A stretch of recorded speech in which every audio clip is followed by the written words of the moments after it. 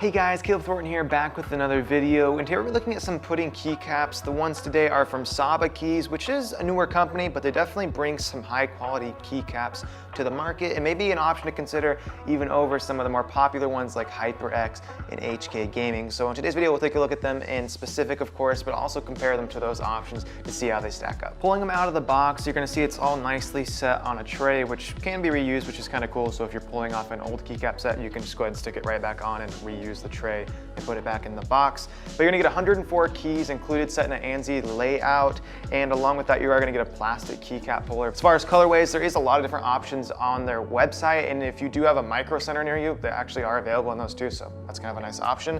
The one I have with me today though is their Frost colorway. One spot where we do see a pretty big difference with the Saba Keys pudding keycaps versus their competitors is the price point. These do come in right around $40 with HyperX, and like HK Gaming usually sitting around like 20 to 25, maybe even cheaper if you find a deal on it. So these are coming about twice as much, which might seem a little overkill, but in today's video, again, we're gonna dive into it and really see if they do warrant that higher price tag, as well as if there is something maybe that you would prefer to use these over the others. The 104 keys included are gonna be in an OEM profile and a double shot PBT, which is what you'd expect for the price point of these. And with it being a double shot PBT, you also get that kind of nice, more gritty, grippy feel to the keycaps themselves, which feels good. And I will mention, as far as looking at the printing themselves, as far as the difference between the color and the pudding, there's like no bleeding of the color. It's very nicely separated, and it feels very nice to the touch being that double shot PBT.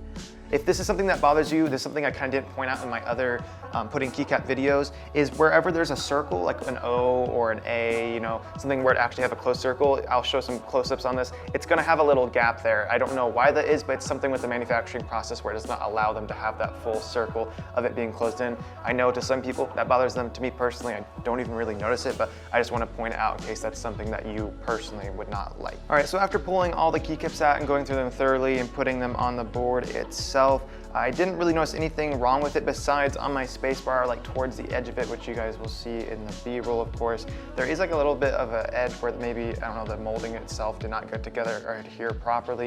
You get a little bit of a sharp edge there. Not a huge issue for me, but still it's an imperfection. Something I want to point out to you guys. And again, that might just be in my set. I'm sure it's not something that's consistent throughout, because besides that one spot, the quality control seems very good overall. I will quickly mention too, on the back of all the keycaps, you do have that little kind of spot where I'm guessing is like where they broke it away from the molding or whatever.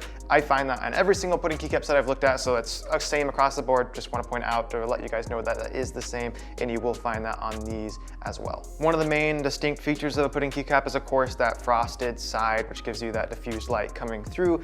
And on these, to compare them to like the HK Gaming and HyperX, which you guys will again see in the footage, I will say they look a little bit more translucent in comparison to those, which I would say is a good thing, because a lot of times you see the pictures or the advertising or the marketing for these boards and it just shows them absolutely glowing with light. But that really isn't the case unless you have just super bright LEDs on your board, which some boards do. The one I have, or I'm using today, the GMK, does not have necessarily the brightest LEDs, so the only way you can really see that is when it's a little bit darker in the room, that starts to stand out more.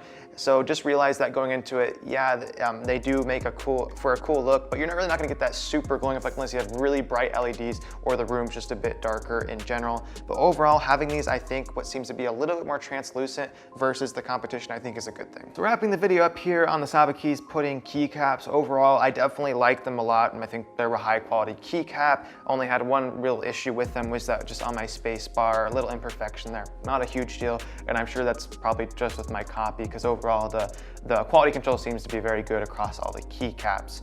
As far as differences in it versus the competitors, or what would warrant, you know, $20 more in price, so double the price, going from $20 to $40 about. I don't see a huge reason for you to spend $20 more on these unless you want to get into some of these colorways, which for me, that honestly might be a selling point, which would make me want to spend the extra money, because they have some really cool colorways that you're just not able to get in other pudding keycaps like with HyperX and HK Gaming. But if you're someone who just wants a plain set of pudding keycaps like a black or a white set, then I would say go with the competition there, because you're going to save $20, and honestly, they feel very similar One of the little differences I would say I do see is I feel like the frosting on these ones is maybe just a little bit more translucent, which is gonna help your LED shine through more if you don't have a super bright LED in your board already for your keycaps. Besides that though, again, really like the keycap set. They feel very durable. They're gonna be durable because they're double shot PVT, and they offer some really cool colorways. So I'll link to their website down below if you guys do wanna look into it. But otherwise, if you're not looking for one of those specific colorways,